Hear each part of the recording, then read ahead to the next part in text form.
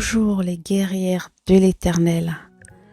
Je suis une fois de plus très ravie de vous retrouver dans cette nouvelle vidéo afin de poursuivre la série que j'ai intitulée « Quelle guerrière de l'Éternel es-tu » Une fois de plus, le Seigneur a beaucoup de choses à nous dire aujourd'hui. Il souhaiterait particulièrement s'adresser à une catégorie de femmes qu'on va étudier à travers l'histoire de Marthe et Marie. Je vous invite donc, mesdames, à vous installer confortablement afin que nous puissions tirer la leçon de ce que le Seigneur veut que nous comprenions aujourd'hui. Nous allons nous appuyer sur le livre de Luc au chapitre 10 à partir du verset 38. La parole nous dit: comme Jésus était en chemin avec ses disciples, il entra dans un village et une femme nommée Marthe le reçut dans sa maison.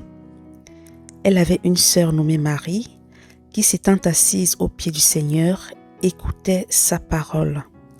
Marthe, occupée à divers soins domestiques, survint et dit: Seigneur, cela ne te fait-il rien que ma sœur me laisse seule pour servir? Dis-lui donc de m'aider. Le Seigneur lui répondit: Marthe, Marthe, tu t'inquiètes et tu t'agites pour beaucoup de choses. Une seule chose est nécessaire.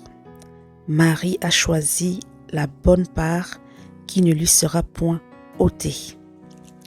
Très bien. Donc, nous venons de lire ce passage et nous allons aller directement au message que le Seigneur veut nous transmettre. Comme vous avez pu le noter, nous avons deux personnages qui sont des sœurs, Marthe et Marie. Donc, Marthe est celle-là qui a reçu le Seigneur, qui était là en train de préparer le repas, vraiment faire tout pour que son hôte soit bien reçu et à l'aise. Tandis que sa sœur Marie s'est assise aux pieds de Jésus. Elle écoutait en fait ce qu'il donnait comme enseignement. Donc, le Seigneur veut s'adresser à cette catégorie qui représente Marthe. Donc, qui sont les Marthes de nos jours? Les Marthes, ce sont ces femmes-là, très généreuses pour la plupart, très, serviables. Ce sont des femmes vraiment en général serviables, généreuses, qu'on prend souvent dans les églises comme des mamans. Vraiment, c'est la maman de tout le monde, c'est la tata de tout le monde, vraiment serviable. On peut lui demander ce qu'on veut, elle est toujours disponible, elle est toujours engagée. Ce sont des bosseuses, vraiment des femmes toujours prêtes à travailler, toujours prêtes à rendre service. Ce sont celles-là qu'on trouve dans des églises, qui sont vraiment dans la plupart des ministères. Elles sont dans la louange, elles sont dans la lecture, le groupe de lecture de la parole, elles sont dans les groupes d'enseignement. Ce sont celles-là également qui sont pour certaines des diaconesses. Ce sont celles-là qui sont toujours prêtes à soutenir les hommes de Dieu en allant peut-être faire le ménage dans leur maison, en faisant à manger tout le temps pour eux. Vraiment, elles se soucient vraiment du confort de l'homme de Dieu et elles sont aux petits soins, elles ont l'œil partout sur ce qui se passe dans l'église, s'assurer que le service se passe bien, s'assurer que tout est placé au bon endroit. Vraiment, elles sont aux petits soins, ce sont vraiment de perles dans le ministère. Mais par contre, le Seigneur aimerait attirer l'attention à ces Marthes, vraiment parce qu'elles font bien. Tout ce qu'elles font, il n'est pas contre. Bien au contraire, ce sont vraiment des femmes vraiment qui ont la bonne part, qui prennent la bonne part dans le ministère.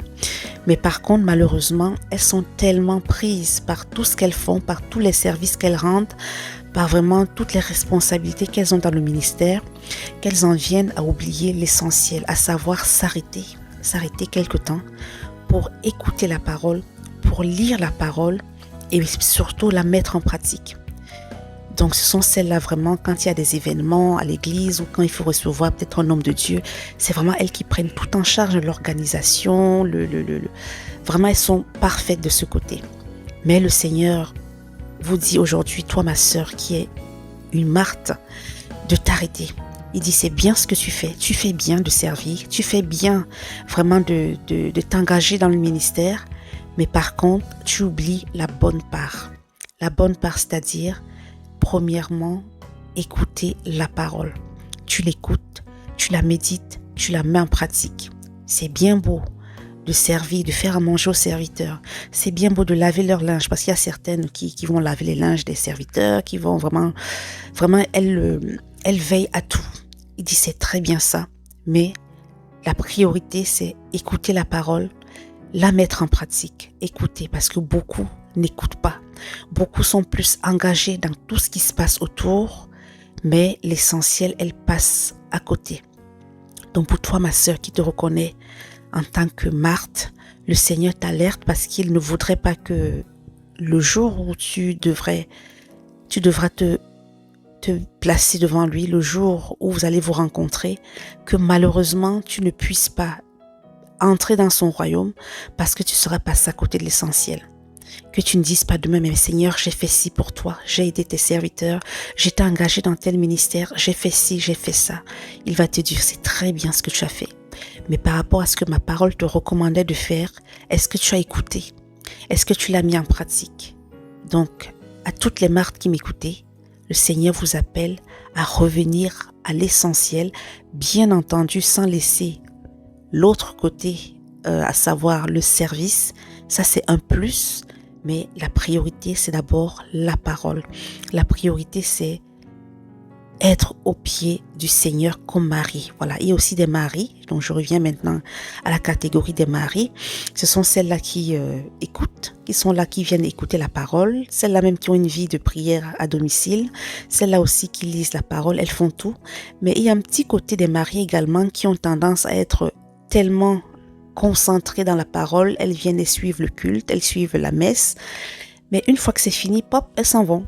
Elles n'ont aucune participation, ne participent en rien dans le ministère, elles ne s'intègrent à rien dans tout ce qui se passe dans la communauté, que ce soit dans un ministère, elles ne font rien du tout. Elles viennent, elles écoutent la parole, elles repartent.